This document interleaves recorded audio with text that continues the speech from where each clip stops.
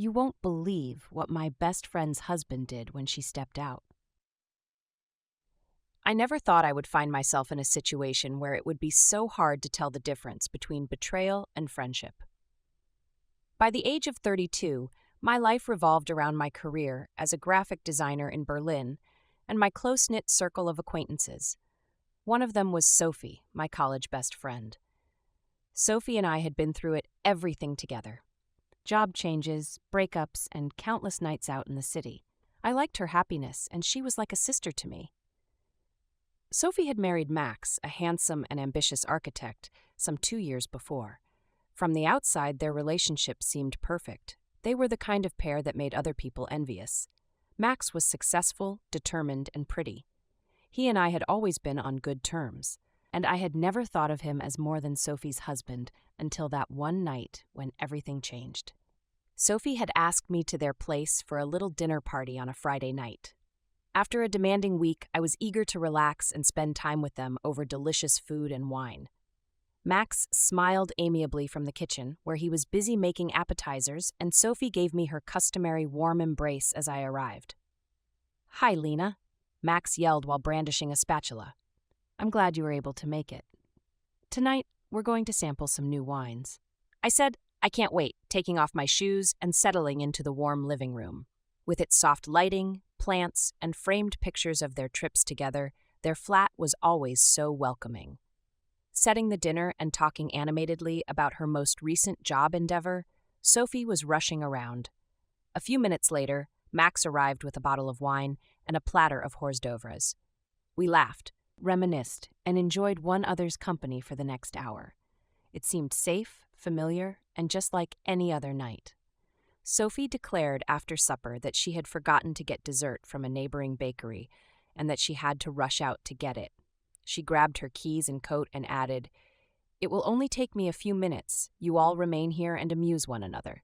Need assistance?" She waved me away when I offered. "No need." Sophie blew a kiss and walked out the door. Insisting, "Just relax, I'll be right back." Max and I were by ourselves in the dark flat as jazz hummed softly in the background. Max poured us each a glass, while I sat back on the couch and savored the warm sensation from the wine. Max laughed and said, "She's always running around," as he handed me my drink. "That one never sits still." "That's Sophie for you," I laughed and said. "She's like a tornado." We struck up a casual discussion, discussing our favorite films and the most recent rumors from our pals. I liked that Max tried to involve me in their lives, and he was easy to talk to. Always had been. However, as the discussion progressed, I observed that Max's attitude started to shift. His praises were a bit too direct, and his eyes stayed on me longer than normal. He spoke softly and a little slurredly from the liquor. "You know, Lena Sophie has always benefited much from your kindness. She is fortunate to have you as a friend." I said, "Thanks, Max," a little ashamed of the compliment. "To me, she is like family." With his gaze fixed on mine, he went on, "She talks about you all the time. It's always about how wonderful you are, and I understand why." I was a little uneasy because I didn't know where the talk was going. "Sophie is fantastic. She is indeed a blessing in my life." Max nodded, his face contemplative. "You two are fortunate. Her love for you is evident." "But Lena, I see you too. I can tell how much you care and how much you do for her. And I simply want you to know that you are amazing." I tried to deflect by laughing awkwardly. "All right, enough compliments. I will blush because of you." I felt my heart race as he grinned, yet there was a glimmer of something more in his eyes. "But it's true," he emphasized, bending slightly closer. "You are a unique individual. I could feel the tension rising between us, an unsaid undercurrent that made my stomach turn, and the air between us became heavy." This was Max, the spouse of my closest buddy, who was meant to be totally off limits. However, it was hard to ignore the way he was staring at me and the way his voice grew softer as he spoke. "Max, we ought to just—" I started, but he cut me off with a solemn, deep voice. His eyes were fierce as he said, "I know this is crazy, but I'm powerless to stop it. Lena, I've had this feeling for a long time. Additionally, I've lost the ability to pretend." Stunned, I gazed at him. I had never sought this, and I had not anticipated it. I shook my voice as I reminded Max that he was married to Sophie. "My best friend is her par. I understand," he said. his face displaying ambivalence. I also adore her. However, that doesn't alter my feelings for you. I was at a loss for words as his revelation hung in the air like a weight. His remarks caused a wave of feelings that I couldn't ignore, even though I knew this was wrong and a betrayal of everything I held dear. It was completely incorrect, overpowering, and perplexing. I firmly responded, Max, we can't do this, getting to my feet and putting some distance between us. Sophie isn't treated fairly by this. None of us are treated fairly. He got to his feet as well, raising his hands in a sign of submission. You're correct. I apologize, Lena. I didn't intend to cause awkwardness. I had to say it. Still in shock over his admission, I nodded. With a shaky voice, I proposed, let's just forget this happened. We can act as if this never happened because Sophie will return any moment. Max paused, then gave a nod. Indeed, you're correct. I apologize. The weight of what had just happened settled over us like a dense cloud as we stood there in awkward stillness. All I wanted to do was stand there and confront the truth of what had just happened. I wanted to scream, to run. However, the door opened before I could collect my thoughts, and Sophie entered with a cheerful smile and a box of sweets.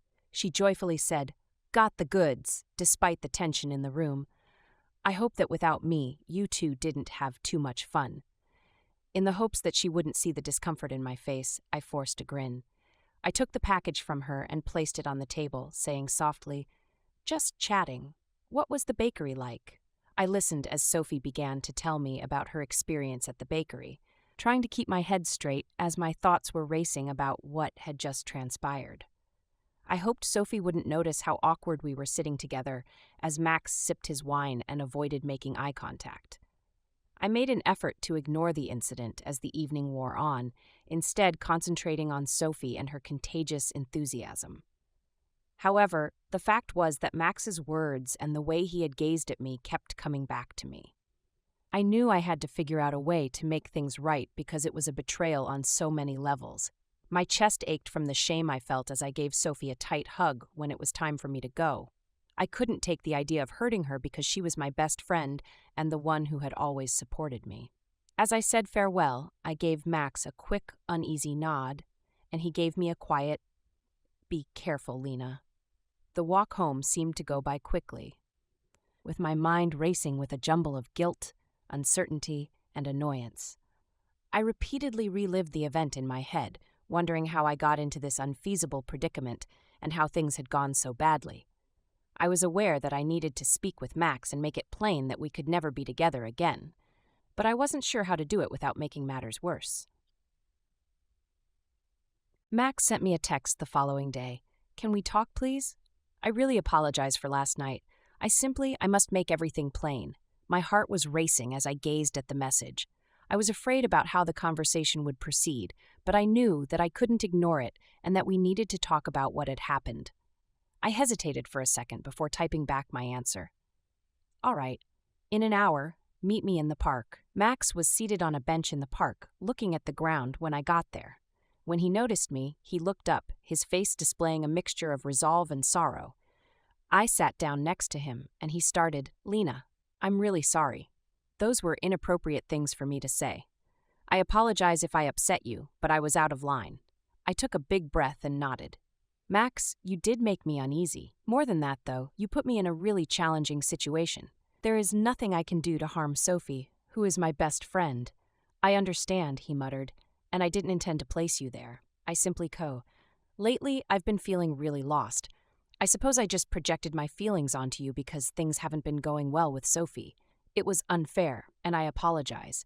His remarks hurt, and I became enraged. "Max, you can't only rely on me to solve your issues. To work things out with Sophie, you need to speak with her. I'm not the solution."